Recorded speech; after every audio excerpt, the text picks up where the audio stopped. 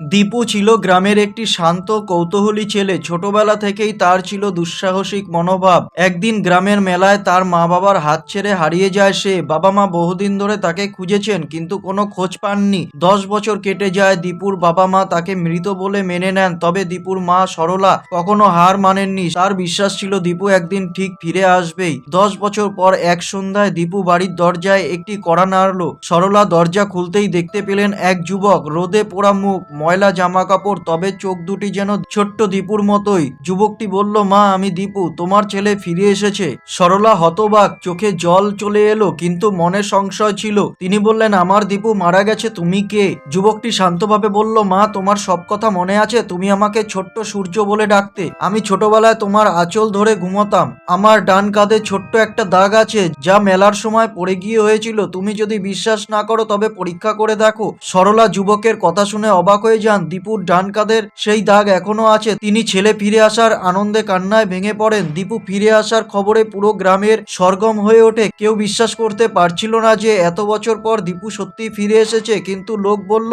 ছেলেটি হয়তো প্রতারক, হয়তো টাকার জন্য এসব করেছে। অন্যরা বলল দীপু সত্যি ফিরে এসেছে, দেখো না, তার সব কথা মিলে যাচ্ছে।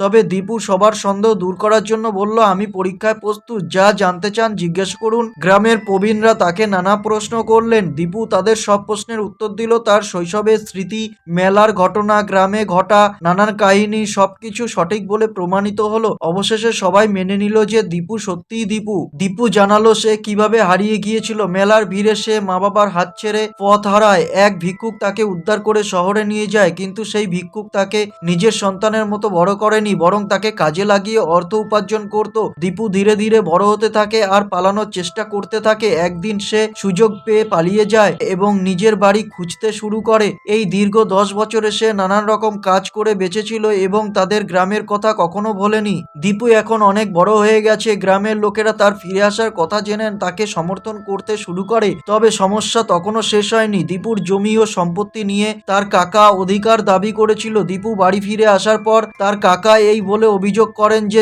এই ছেলেটি আমার ভাইয়ের ছেলে হতে পারে না, সে অন্য কেউ। বিষয়টি আদালত পর্যন্ত গড়ায়। সেখানে ডিএনএ পরীক্ষার এবং সাক্ষ্য প্রমাণের মাধ্যমে প্রমাণিত হয় যে দীপু আসলেই সরলা ও তার স্বামীর সন্তান। আদালত দীপুর পক্ষে রায় দেয়। দীপুর কাকা ক্ষমা চান এবং গ্রামের লোকেরা আনন্দে দীপুকে স্বাগত জানায়। দীপু তার বাবা মায়ের সঙ্গে শান্তিতে বসবাস করতে শুরু করে। সে গ্রামের স্কুলে শিক্ষক হিসেবে কাজ শুরু করে এবং তার জীবনের নতুন অধ্যায় শুরু করে। হারিয়ে যাওয়া ছেলেটি এখন গ্রামের গর্ব। তো বন্ধুরা, তোমাদের গল্পটি কেমন লাগলো জানাতে ভুলো না।